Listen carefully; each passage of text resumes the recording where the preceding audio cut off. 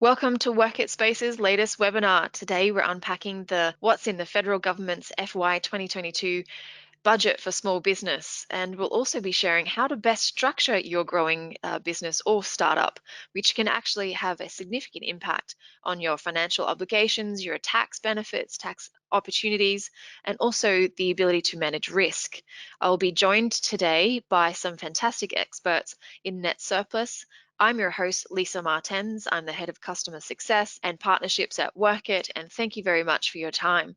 There'll be a couple of interaction points today, and as we start off and kick off our session, I want you to think about how much time you spend tackling tax or avoiding your accounting obligations, and knowing that if you are more confident in the way that you see opportunities in what is in the budget for small business and how to apply them, how to engage with your bookkeeper or accountant, how much more confident you would be in your growth strategies. That is the driver for today's session, and we're really excited to be able to unpack how much you can take advantage of at the end of the financial year and then also going forward in FY 2022. So stick around, this webinar is jam-packed with practical tips that you can apply straight away. If you're not familiar with Workit Spaces builds innovative ecosystems that are designed to help sustainable businesses to thrive. We do so by pulling together e-commerce co-working hubs and offering Skewtopia logistics and order fulfillment. So I want to give you a little bit of an overview of who we are today. If you launch an e-commerce business, you have a range of storefronts that help you scale digitally. But if you were to try and scale your physical operations, it's not always easy. Scaling an e-commerce business or even an online business side part of retail requires a cost-effective office space, showrooms, warehousing, and logistics. And these things are required in different amounts and quantities as you grow. What we do at Workit Spaces is offer e-commerce co-working hubs that are purpose-built to offer flexibility in the amount of office space or showrooms or storage that you need. So as you grow, you can go to a bigger storeroom, you can bring in larger teams, you can move to an office, and then offsite into order fulfillment using Skewtopia.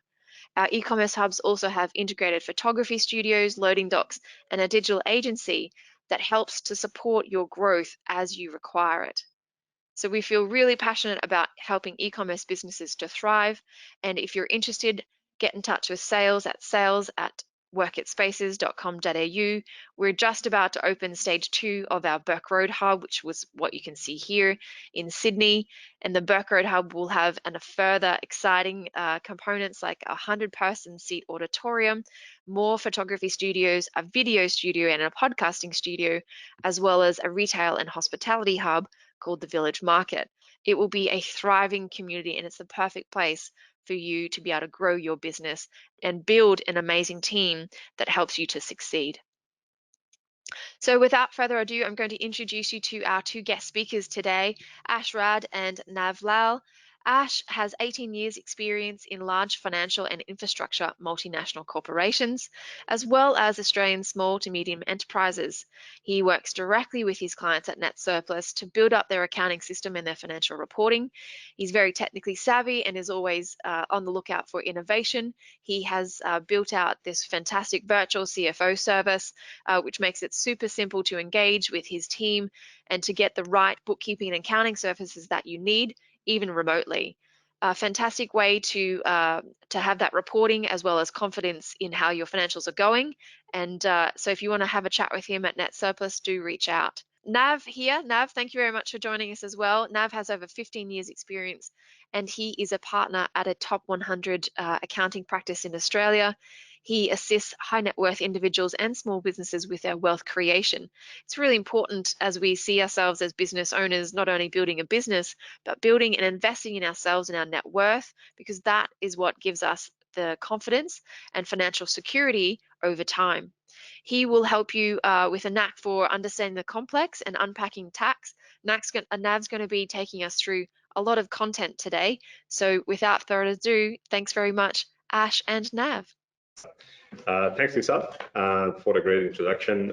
As I mentioned, my name is Ash. I'm the Managing Director of Netsurplus Chartered Accountants. Me and Nav, our tax partner, are going to go through some of the exciting topics, I believe, and just going to hopefully give you a bit of insight about the federal budget and business structuring as well. Yep, I probably will get Nav to introduce himself to start with, and then I'll just give you a bit of an introduction as how we're going to present today. Sure. Thanks, Ash.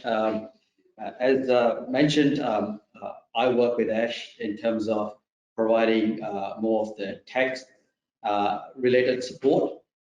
We have a service model that works with people like Ash, where it facilitates and ensures that the entirety of the service is delivered and compliant with the tax office requirements. So I've been in the business for 15 odd years. I've worked with a number of small to medium enterprises and high net worth individuals. And once it's my turn, I'll go through a little bit of some of the things that have happened in the budget and give you a bit of color towards, sort of asset structuring and protections around those things. So hopefully that's useful. I'll wait my turn until that happens. Great. Thanks, Ab. It's a bit of unfortunate that we didn't get to meet everyone in person today, unfortunately due to the new COVID-19 restrictions. But if you need to get in touch with us down the track, we'll provide our contact details at the end of the presentation, and you're more than welcome to get in touch with us via email or make an appointment online or via phone, however you want. So that's fine. As Nav mentioned, I'm really gonna just have a quick chat through the visual CFO services, which is a form of new concept, I guess, in accounting and advisory sector. And just go through really highlight some of the opportunities and challenges that are presented in the market and how visual CFO services can help with those. And then I'm going to pass on the presentation to Nav to take you through the recent updates of the federal government's budget announcements, as well as some advice around business structuring and tax. Throughout the presentation, we'll provide the opportunity for you guys to ask any question if you have, and we'll be more than happy to answer those questions for you as well. So in recent years, we have seen a significant shift in demands in terms of cloud accounting and bookkeeping services. And we found that the business operators are now in need for accurate and timely information. And for that reason, I guess the space of accounting and bookkeeping service also has changed. So there is a demand of production of information, as I mentioned, timely and accurately to the business owners. And I think all of these changes are coming in the back of a significant increase in the use of cloud technology and business intelligence across government agencies as well as different sectors in the market. These changes have provided some opportunities to the business owners and the business operators in a way that they actually get some more insight into their business operations on a day-to-day basis. And also, all the cloud technology also will provide the opportunity and a lot broader opportunity to business operators to choose what kind of accounting and bookkeeping services they need and how they want to set it up. At the same time, growth in technology space creates also some challenges for the business operators, really just to keep up pace about producing the information and providing the information and receiving the information. So the business operators require continuous advice these days to just go about day-to-day kind of business. And that, again, as I said, is more of just the pace of the information that really has significantly increased through the cloud technology has caused and presented these challenges to the business operators. So when we think about the larger organizations, larger companies, they can manage those challenges through their in-house finance team led by CFOs, which is obviously come with a cost, and that cost is not really feasible to pay by a small business. And I think this is where the visual CFO services will kick in to fill in that gap for the small businesses, to really give them the extension to professional advisors. And those professional advisors and the visual CFOs and teams, they really work on the side of the business, and they really engage on a day-to-day business with the business operators. And that all comes with a fraction of the cost of actually hiring a CFO. So it will give the business operators these services, the visual CFO services, the opportunity to really concentrate on their business and having the peace of mind that they always have the right advice available to them at any time that they need it. No, that's okay, finish on the same slide. So the great thing about visual CFO services is that it actually is a customizable service, so you can actually customize it to your business needs. And for that, that creates an opportunity in terms of the fee structure. So you can really pick and choose the services that you need and to the level of the engagement that you need, and have that certainty around the cost to your business going forward as well. I think out of that, the processes that the visual CFOs will get in to that process of advising the business, and first to understand what the business requires at that point, and trying to understand their structures, find opportunities, challenges, and put a process in place, an accounting system, and by that I mean processes, software, people in place so that they can have a well-designed, well-controlled, and yet efficient system in hand, so that they can get on the top of their reporting requirements, that to be compliance reporting or to the business performance management reporting. So I guess just to close up this conversation, I do strongly recommend everyone in this webinar to have a look through the kind of CFO services and get a bit of understanding about visual CFO services. We've got some good information on our website, but there are plenty of articles on Google as well that you can just have a look and get a better understanding. And if you have any questions, please, by all means, just come back to us directly. I'm happy to have a chat to you either over the phone, email, or in person down the track. So I guess this is what I wanted to cover in terms of visual CFO services. I know people are excited to know more about federal budget announcement as well as the tax and business structuring. And that's how I'm just going to pass on the presentation to Nav to just take you through that. Thanks, Ash. That was great. It's really good to see that we have such different options available for small business. It's great to see that CFO services have caught up to the digital revolution as well. And it's really great because once I know that you put software in place, your business can really take off. You can have confidence in your numbers, which means that you follow through with confidence in your planning. Confidence in cash flow is absolutely king as you start to scale a business. So thanks very much for taking us through anything that's new on that space. Now, I know that you're going to take us through what sometimes people will glaze over when it hits the news, but when it comes to accounting, it can be a huge enabler for benefits, and getting a financial leg up is in everyone's interest. So I'm really excited for you to be able to take us through what's available for small business in the federal budget. Excellent. So look, thank you for having me, and obviously Ash, he went through the new. I'm going to go through the old. Taxes have been around for the longest time, and obviously it impacts each and every one of us.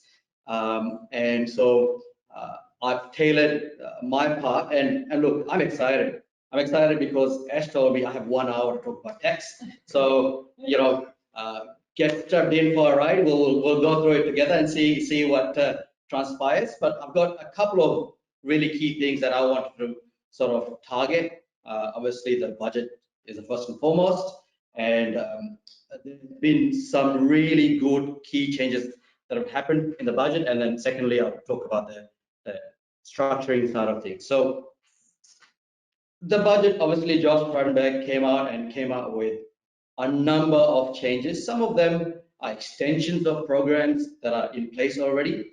And so it should be known, but in case it's not, so obviously the big ticket items, the items that the biggest chunks of money in the budget were slated towards were things like the temporary full expensing of eligible assets.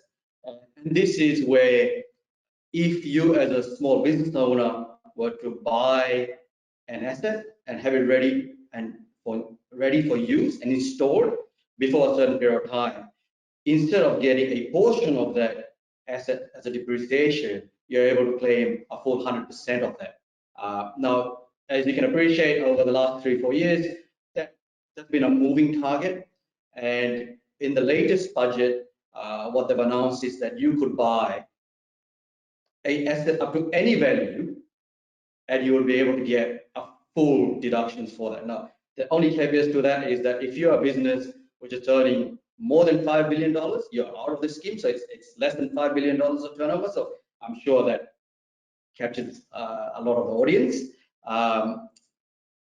And if you're less than $5 billion turnover, you have to buy a new asset.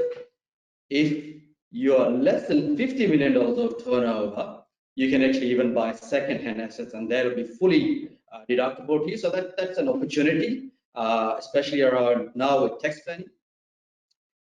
The obvious caveat to that is that with cars, don't go and spend all your money on cars. Don't go and buy a $300,000 Range Rover, because you don't actually get all of that written off. That's unfortunate, but that's the way the law is designed. There is something called a luxury car limit, which in the current year is sitting at about $58,000, and that is the limit that you'll be able to claim as a deduction. The second part of it that's of use to a lot of business owners, given that we're just going through a period with COVID and there's been impact on the bottom line, is the temporary loss carry back offset. And that's just been extended for another year. And what that does is, where you have a profit in the last year, but a loss in the current year, you're able to take the loss from the current year and balance it off against the profit from last year. So in reality, obviously, the law, the way it's designed, is that if you have a loss in the current year, you carry it forward to offset against future gains. And so you don't get a tax benefit of it until such time as you start making some profits in the future.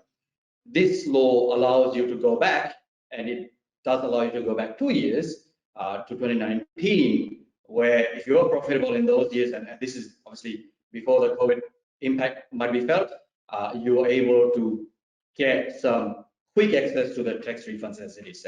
And so to illustrate that point, I have a quick example of that, which is obviously on the screen, but just to canvas that, if you have a company which made $100,000 profit in the 2020 financial year, and the tax rates at that point were 27.5%, so you paid the $27,500 of tax. In 2021, if you've got a projected turnover of $100,000 and you had a plan to spend some money, and in the case study I've put, well, you've got plans to spend $140,000 in 2022 now. That is obviously still reasonable to do. You'll still get the tax advantage of that in the 2022 year, but what you could do is think about bringing that forward. Now, we don't have that many days to 30th of June, but you could spend that monies now. You'll be able to then recoup all of that as a depreciation, a full expense. And so the outcome that you'll get is that your 2021 taxable income will actually be a loss of $40,000.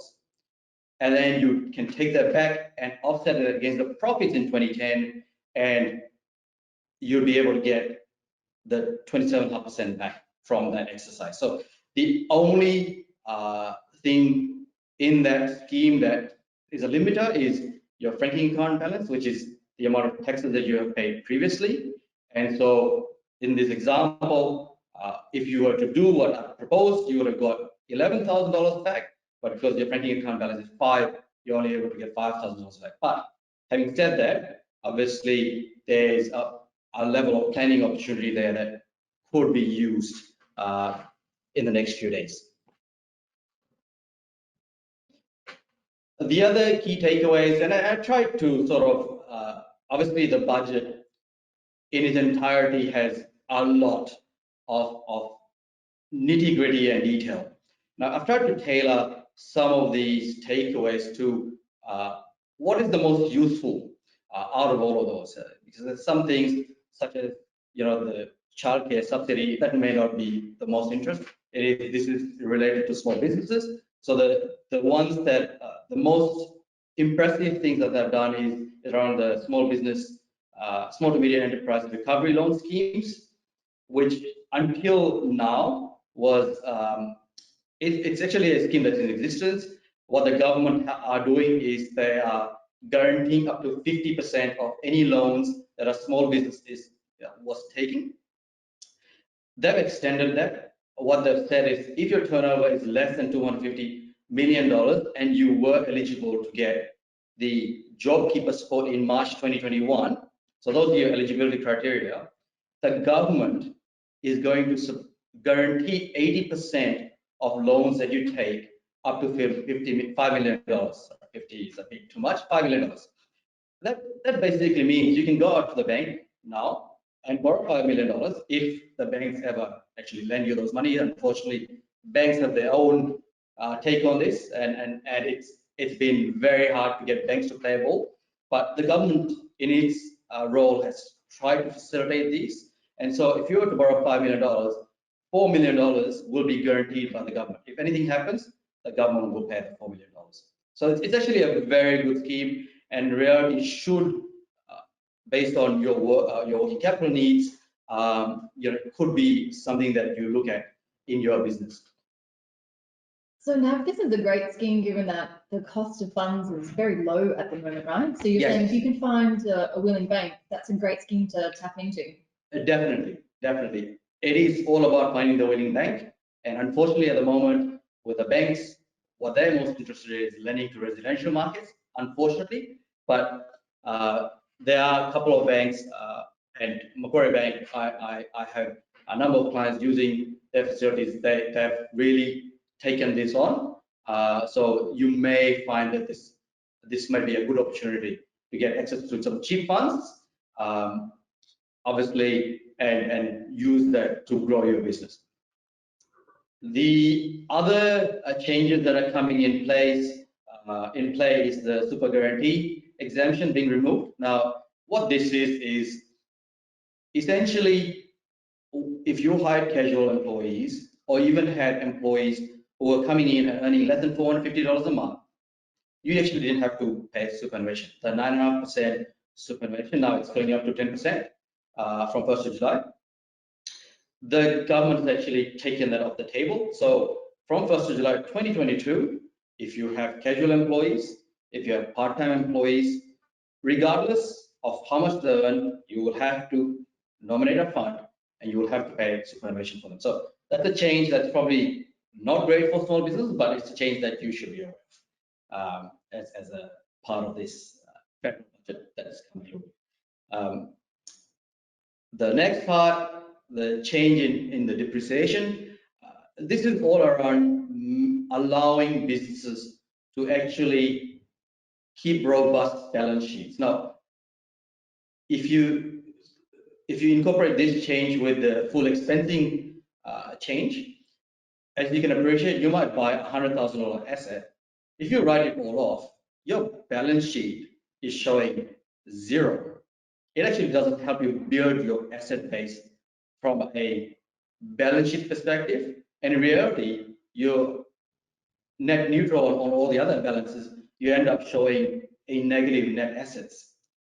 And that's obviously not great from trying to go get funding or even long term. That's not a great strategy. So typically, obviously, this change and even with the full expensing, your accountant in reality should be using the two separate methodologies, your self-assessing versus the actual full expensing for tax purposes. And that's to try to give you that support from a balance sheet perspective. And so this change allows you to either use the statutory method, which is the government mandated method, which is 5 years. Now, intangible depreciation assets in this case covers things like software, covers things like patent, covers things like copyright. So, obviously, as technology companies come into play, they're doing a lot more things. You'd essentially see them be able to self-assess. They want to depreciate over 10 years. That's something that they can do. At the moment, you have to do it as per the government. That's in play from 1st of July 2023. The refundable tax offset for qualifying Australian gains, this is around trying to get Australian companies to obviously invest more in that kind of sector. So if there are any small business who are sort of interested in that or operating in that sort of space, there is a refundable tax offset. Now, this law has come out with very little information. All we know is that the refundable tax offset, we actually don't know what that offset is going to be, whether it's going to be the 46.5%, which is what the R&D tax offset is, or it is just going to be a 15% offset. We have very little news on it, but at least there's something that's been announced, which will be in effect from 1st of July 2022. And in reality, this offset should be used in part with the early stage innovation company extension that's in place. And that could be a really good way to get some tax advantages, but also with ESIC, obviously, it's a very good way for you to try to build your capital base with seed and capital and those kind of ideas that are in play. The next part that I wanted to sort of cover off is the removal of the cessation of the employment as a trigger for tax-deferred employee share schemes. Now, one of the ways that most startups get key employees to buy into the idea or buy into the business is by giving them options or employee share schemes. It used to be, and the law used to be, before 1st of July 2021, if that employee left your business, at that stage, there's a trigger for that employee and they would have to pay some taxes.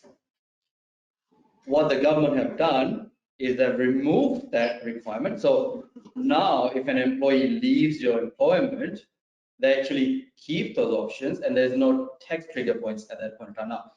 And that's why I put the question, is this actually good for the employer? Because in reality, the reason why you give the employee share schemes is to try to tie the guys in to your business for the long term. One of the advantages there was that, well, if you leave, there's a tax impact. Now that's no longer the case. So that's in reality the example I've just explained. I just put the example there to sort of nut out the law and what it is. And in this case, when Wilma leaves the employment, she previously would have had to pay tax at $10 times the 10,000 options at a marginal tax rate. At this point, if she leaves employment post 1st of July, there's actually no tax impact whatsoever.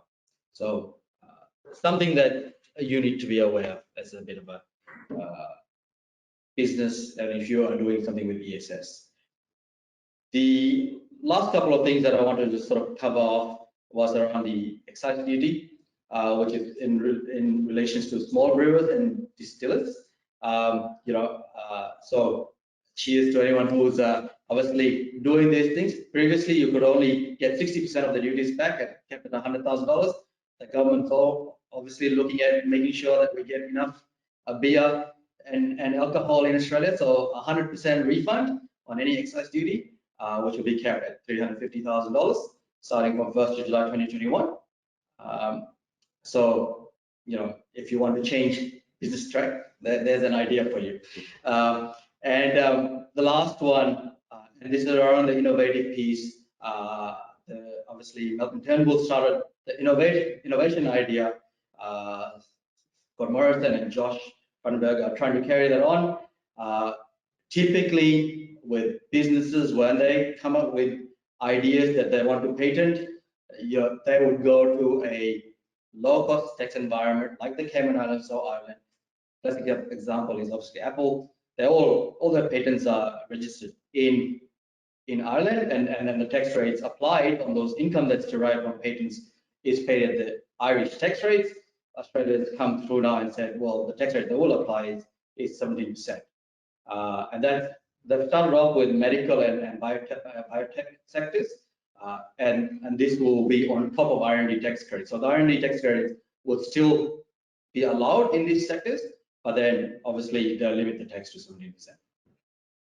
So now this feels like a big change, this particular one, because in the startup investment environment, it's actually quite difficult around securing funding because there's not as much of an incentive for IP developed here as compared to those registered overseas. So would this be a big change? We would definitely see it being a big change. In reality, obviously, at the moment, like I said, there is very little in the space of protecting people from trying to go and develop ideas and getting and spending legal fees to patent those ideas. And you look at our tax rates as it is, it's very prohibitive. And so we're finding the brain drain in terms of those really smart people who have really good ideas, they go to Silicon Valley or go somewhere else. This is meant to try to keep that here and allow for people to actually grow. And like I said, a 17% tax rate is very competitive compared to what the rest of the world is doing as well. Do you think it would incentivize VCs or investors to, part with some cash and back some Aussie IP startups? Definitely, especially given that there's obviously the R&D tax offset that's around as well, which has been a very good piece of legislation for a number of years. And with some of the other changes that they've made, it is facilitating a change in the thinking. It's facilitating people from actually doing business in Australia, and that's all that the government can do in reality. So I think this is actually a really good piece of legislation that they've come up with.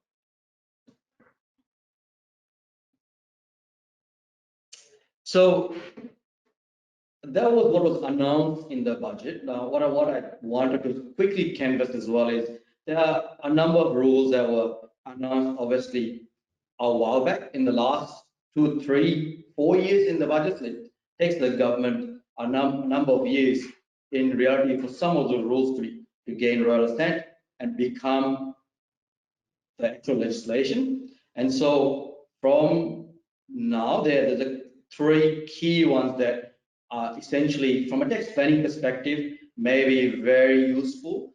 The first one is this carry forward unused concessional contributions. It's a bit of a mouthful, but basically, there is a concessional cap in terms of how much superannuation you can put in every year. At the moment, that's about $25,000, and that encompasses your super guarantee, the 9.5%. What the government's allowing you to do is, if you have not used your caps in the previous years, and in the last 2 years, which is where the rules have been in play for, that's been $25,000, you can make a lump sum contribution this year. You would get a tax deduction for the lump sum contribution this year. So if you've got some excess cash floating around and you want to pop up your superannuation, this may be a strategy that you can use. The other one that's been legislated now and be really good for business owners is the 26% tax rate for base rate entities. These are, in reality, base rate entities are very wide and encompasses any business that is actually trading. So from 1st of July 2021, the tax rate that will apply is 26%. So that's come down from 27.5%. You've all had arbitrage 1.5% tax savings without actually doing anything. So that's a very good piece of legislation. Now, in the future, at the moment, it's legislated that will reduce to 25% from the 2024 year, but we will see who's in power and what they do with this. So, but the 26% is now in play. But just the word of warning, obviously, there is an erosion of franking credits. The franking credits don't have as much anymore. It used to, obviously, any dividends used to come with 30% franking credits. Now it's going to be 26% franking credits. So they give it one hand and take with the other, unfortunately. And the last one that I mentioned already, the 10% super guarantee, that applies to 1st July 2021. So it is something that you should be aware of. And I've just put a little note there around the super increase. There is no proportionment if you have salaries that are going to be paid that cover some of the June 2021 versus the July 2021. So this is in reality if you have your arrears versus advance payments. The super increase, the 10% superannuation will apply from the date that you actually make your payment. So if you pay on 1st July 2021, the entire wage will actually have 10% superannuation. So if you can, pay on the 30th, and you will save yourself 0.5%. And also that super contribution is only tax deductible when it's paid. So it's important that if you have extra cash floating around, get a deduction for a super expense, pay it literally before 30th of June. So that actually has to show on your bank account before it becomes deductible. That's right. And super is a really important one. A lot of business owners and founders, when they start up, super office takes a back seat. You know, it becomes the last thing that they pay themselves on. But that's the big thing for your long-term financial success and security. So it's a great option to take advantage of in this financial year. If you've got some extra cash, particularly if you've got some tax benefits coming back from asset write-offs as well, that you know you can take advantage of. So a double whammy there. Definitely. And look, superannuation has for the longest period of time been the best vehicle from a tax perspective that you can invest in. There is a maximum 15% tax. You wouldn't get that tax rate anywhere else with any vehicle or any kind of structure that you actually try to run. So, you know, it is an attractive way for you to build your wealth.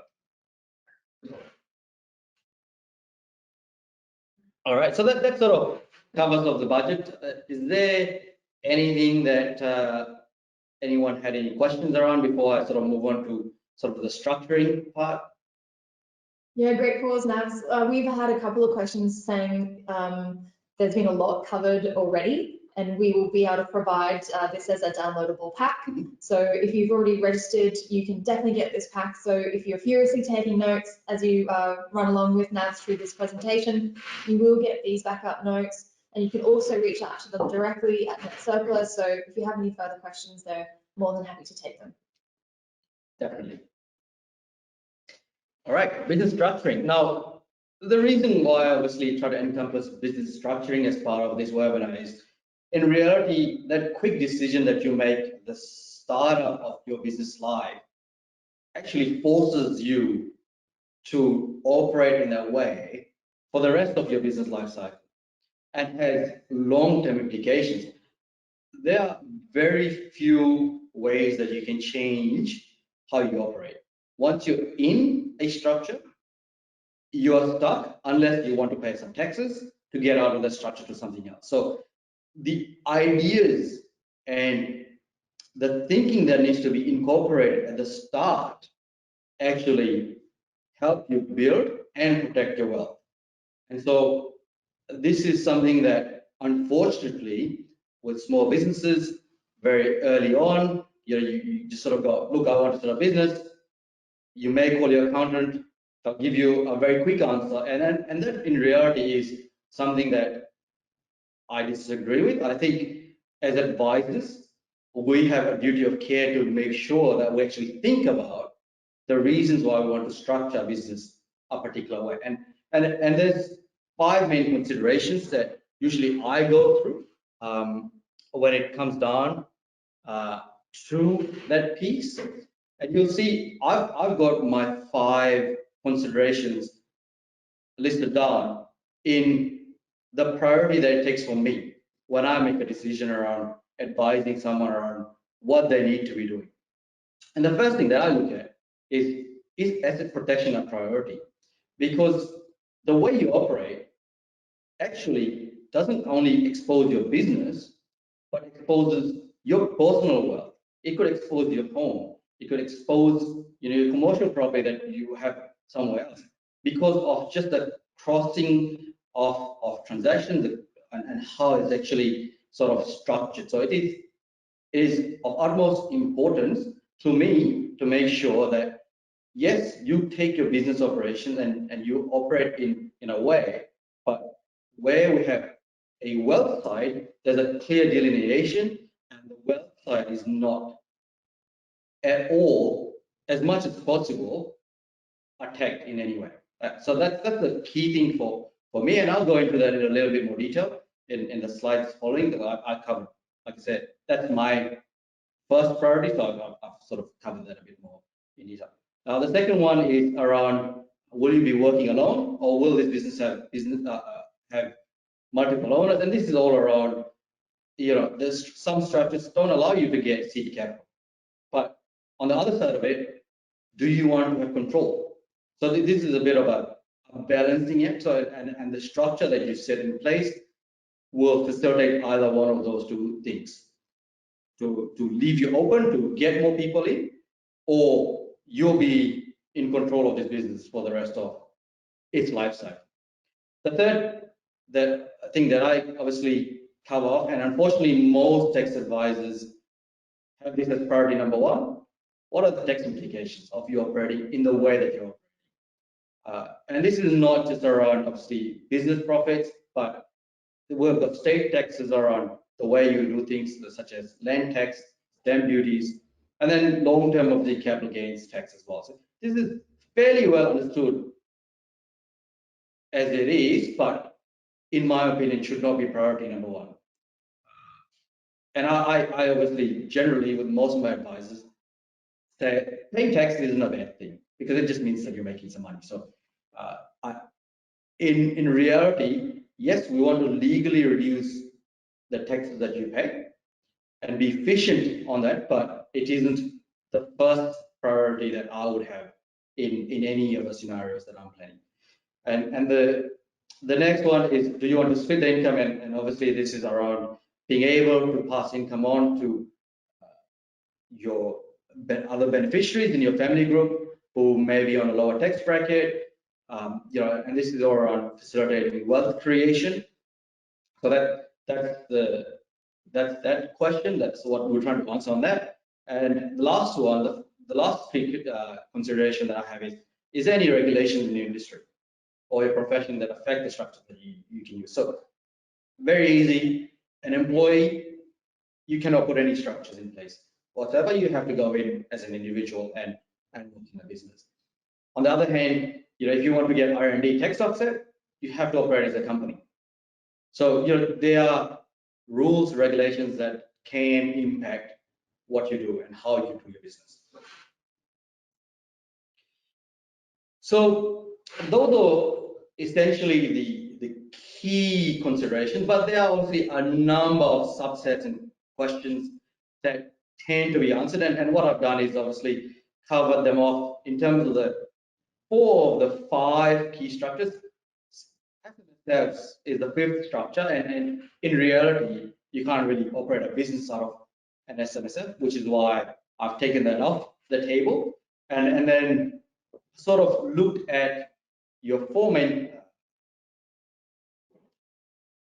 structures that are in place, and sort of work through what are the questions and how we can actually work through it. Now, first one is the structure difficult to set up. In reality, I would say it's a no for all 4, but you could set up a business tomorrow as a sole trader.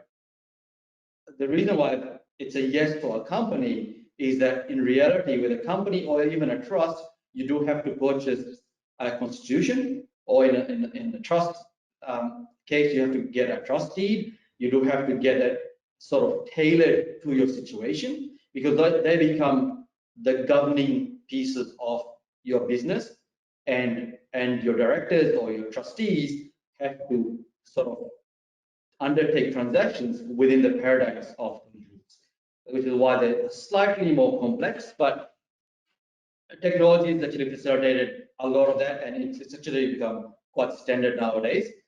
And so a good accountant should really have it as a no for all 4 questions. Is it expensive to register? Again, typically companies and trusts, they're slightly more expensive because a company, you do have a disbursement to pay to ASIC to set up their constitution. A trust has a stamping requirement. That's a cost that you have to pay to actually get those structures put together. Whereas partnerships and sole traders don't have that inherent requirement. So you can just sort of start trading today in those structures. Do I retain control? A sole trader, obviously, yes, retains control because you're it. A partnership, it's a no because obviously there's 2 partners. You don't retain control. The 2 partners or 3 partners or 4 partners will all have equal control. In a company, the director retains control, and in a trust, it is the appointer in the trust that is the person that has control around what happens. Are there complex reporting requirements? Yes, companies and trusts have a requirement to do financial statements, which adds a level of complexity, and then obviously lodgements of those. And if you ever gone through a company tax return, there's a number of questions that can throw spanners in the work, such as thin cap and whatnot, and it's just a very complex piece of legislation around company tax returns. So, so they can be quite difficult. Asset protection: will my assets, houses exempt, etc., would they be under threat if the business goes into debt? Sole trader: yes, definitely. A sole trader has no recourse. Everything's on the table as a sole trader. A partnership is exactly the same. It's both the partners, and any of the assets that form their asset base is actually accessible to a liquidator if the business actually falls under. In terms of the company, there's obviously the concept of limited liability, well known and understood. But what is not well understood is that you actually allow the liquidators to come into your house if you do things like give personal guarantees, or if you're trading and not trading solvent, for example. Those are kind of things, or if you're not paying your tax, such tax obligations, such as your super guarantee and those kind of things on time, you actually allow it to pollinate across into your personal side. So it takes away that limited liability concept. In terms of the trusts tend to be fairly strong as long as you structure them right. So you put a corporate trustee, and the deed allows for indemnity of a trustee, and generally most of the time those are pretty safe if you structure it that way. Yeah, I think a good example of personal guarantee would be funding from the bank. So when you go as a company to the bank, they will actually ask for director's guarantee, and that's what really forms as part of personal guarantees that Nav is trying to explain. Meaning that if you don't follow the repayments of your loan, they can simply come after your assets and come after your personal life. That's right. And so people do this quite a lot without actually thinking of the implications of what they're doing, and they think they're protected, but unfortunately, you're allowing a little bit of that creep. Do I receive full profits? Obviously, sole trader, everything belongs to you. Any income is yours. Partnership, obviously, is shared. That's the whole concept of partnership. A company is a separate legal entity, as I said. Those profits belong to the company, and you can only access that as either a wage or as a dividend in reality. And then trusts, the trust income or the profits is actually shared with beneficiaries. You can be part of those beneficiaries, and you can make yourself 100% entitled to the profits, but obviously that takes away from a tax planning element. So generally with a trust, you'd obviously have a number of beneficiaries who get the profits of a business. Can I employ staff? All the structures allow you to employ staff, so that's not a problem. Can I pay myself superannuation, workers' comp, all those bits and pieces?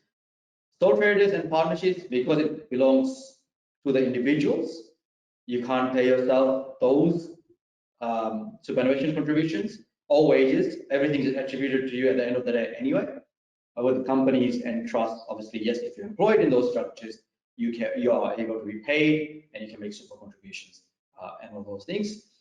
And can I change my legal structure easily? Sole trader is actually, yes, it's very easy to actually change from a sole trader to another structure, but all the other structures, you do have to apply for rollover relief. There are only a handful of ways to do this in reality, very technical ways, and there's a whole lot of laws that actually have to be ticked off for you to be able to actually change the structure. So it can be very complex. And the last one I think I have is to have the ability to plan tax revenues like income splitting.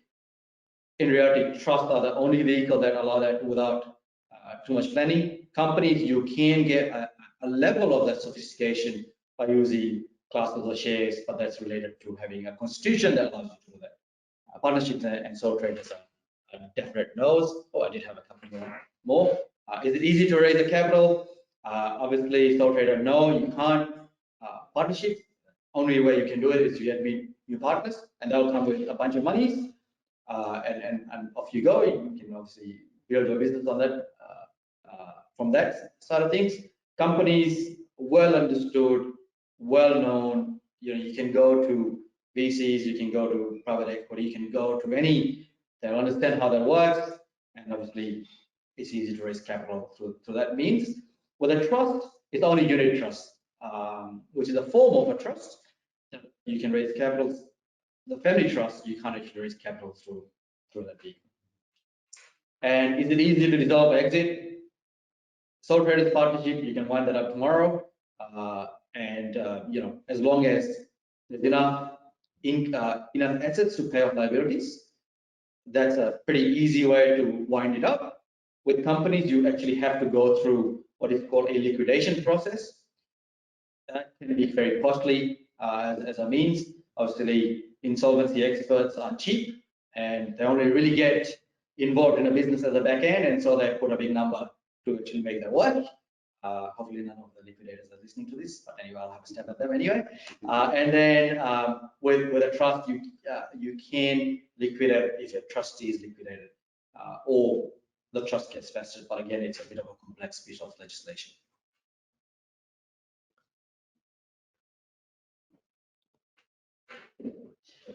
All right, so asset protection, what it actually is, and then it's a term that's thrown around quite a lot. And in reality, there's no legal definition of asset protection, but it is just any planning that you carry out to reduce the risk of any potential creditors being able to access your business assets of value. So it's just taking those steps to protect the wealth that you've created. And businesses carry a lot of risk. Anytime you deal with customers, suppliers, employees, there is risk. So every transaction has inherent risk in it, and so you need to be able to structure your business in a way that works for you and you control the risks. And successful asset protection in any event is where the at-risk individual, and we always, in any family dynamic, will have an at-risk individual, that person who's the director of the business or the one who will get pinged if something goes wrong. They and their families control the benefit of the assets, but actually don't legally own them, because if they legally don't own it, the courts can't force those assets to be part of that Solvency Act or any of the acts that come into play. So there are 5 principles to asset protection, and so I'll just canvas this really quickly. In reality, I have a white paper on this, and so you can reach out to me if you wish to get a full detailed outlook on this, and so they are, and that covers this off in much more detail. This in reality, I just want to sort of quickly talk around the 5 principles that we attach to asset protection. The first 2 are things that you can do when you start up at a very early stage of your business, and so it's really, you separate your risk from your assets. So very simple concept: trading vehicle, which may be a company which operates, and a family trust which owns the commercial office. And so there is a separation. Business risk is kept in the trading company, and then obviously the asset that's creating the wealth is separate. So it's a very easy concept. Like I said, you choose a risk taker and an asset holder. And so this is why we said at the start, this is something that you might want to do, because your asset holder would hold all or control all the wealth. But generally, most of the time, people start business, and unfortunately, they've already got a home on together, and all those things can be problematic. And this is an idea of what that could look like. And obviously, you can go through that in a bit more detail in the slides. So, conscious of time, just sort of move on to the other pieces. And these next three are in relation to your established businesses. And in this instance, obviously, the business have been operating, it's actually building wealth. So in these businesses haven't taken those first two elements in place, so they've just operated. The IP has been built up in the business, and all of a sudden you realize, well, that's at risk if something happens. So what do? You can obviously look for ways to separate your business risks from business assets. And conceptually, I've given an idea there where you establish a head company, you transfer your IP, you put some commercial arrangements in place. Even if the trading entry fails, because your IP is protected in a separate company, you can restart again. One of the other things we see is that typically when you have different ideas, different business ventures, they all get put into one. But what you are doing is essentially cross-pollinating or cross-contaminating your businesses, because the potential failure in one is just basically going to mean that the entire business could be at risk. So that's the concept behind separating out your business assets or divisions. And the last one is basically regularly moving your surplus funds from the risk side to the wealth side. And in this instance, a very simple concept is that you use loans, and those loans are secured by the PPSR, the register. And then what that basically does is, in any action that takes place, if the trading entity has to fall, it only has minimal assets, and the first thing that can be paid off is the loan. And so you secure the monies within your business.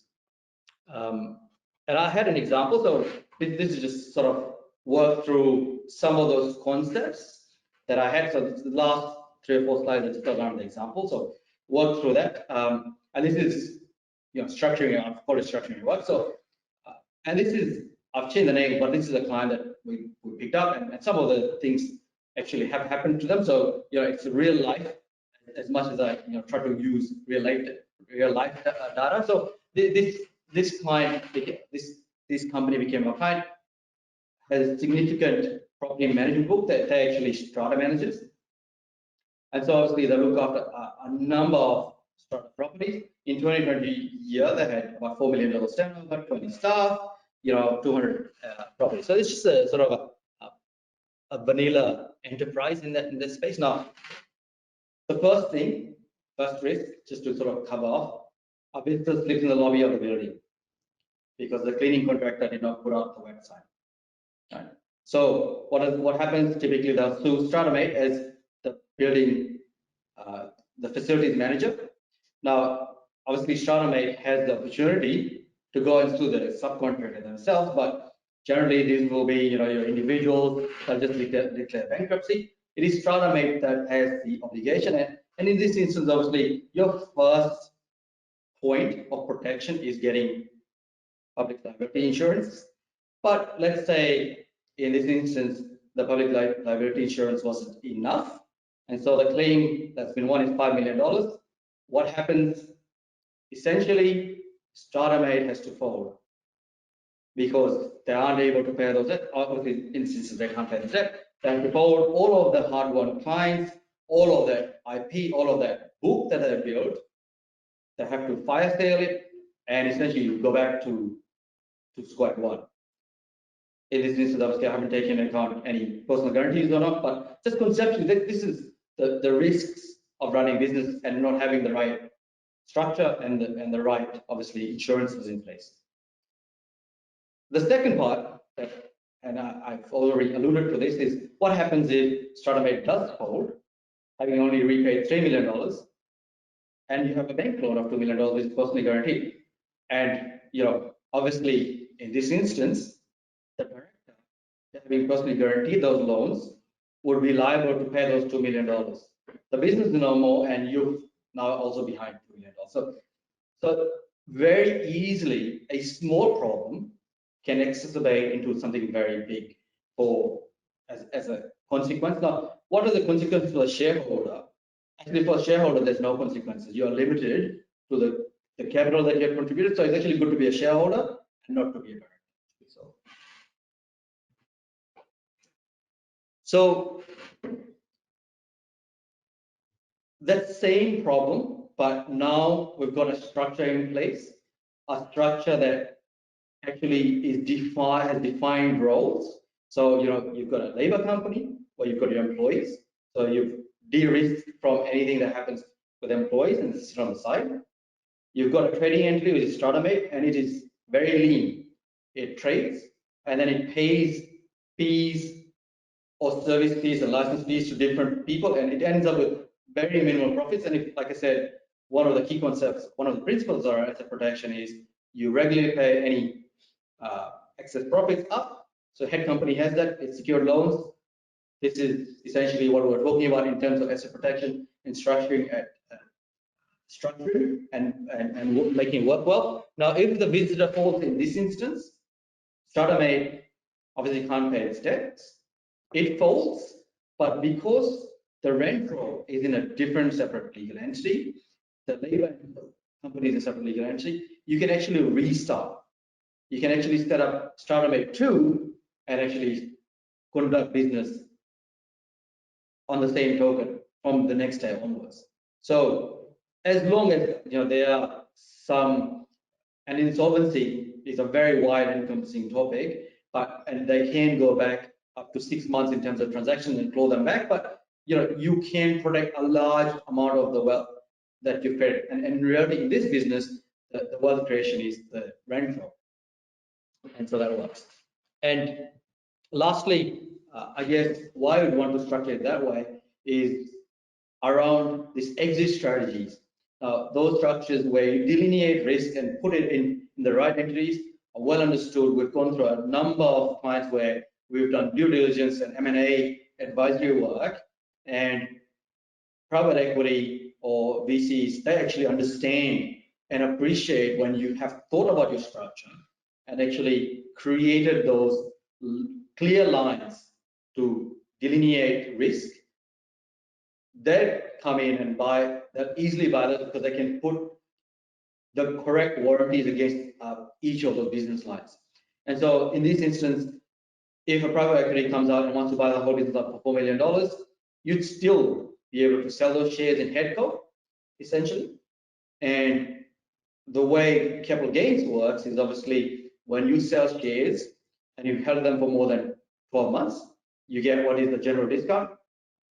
So you do the maths, you start with $4 million. Essentially, most businesses start up with very little cost basis because you just buy 1 share or 10 shares or 100 shares in this instance. You get growth gains, you apply the 50% general discount, you're left with net gains. Now, the reason why I wanted to talk about this as a plan is that there are some very good rules in place for small businesses, and that's around, that allows you an opportunity to restructure if you've got a problem around your structure that you've created at the moment. And those are small business CGT concessions. And the small business CGT concessions essentially allow you to sell a business. If you're turning over less than $2 million, and in this example, obviously I wasn't, but you're turning over less than $2 million, you automatically can qualify for these rules. Or if you turn over more than $2 million, but your maximum net asset value is less than $6 million, and this doesn't include your home or your holiday home, private assets, or your superannuation, you can actually do what is a sale to another related vehicle, for example, create a transaction and use those concessions. And as you can see, the concessions in this instance have brought the taxable gains from $1.9 million to nil. Now, this is a whole different level of complex rules around this, but I just thought just to sort of get some color around the entirety of a business cycle and what that can look like. So obviously, talk about asset protection, but also obviously I wanted to canvas and cover off a sale sort of things. So I thought I'd bring that in so that you can see what a good planner can do in terms of you get the asset protection piece in right, but they should also be thinking about your exit strategies.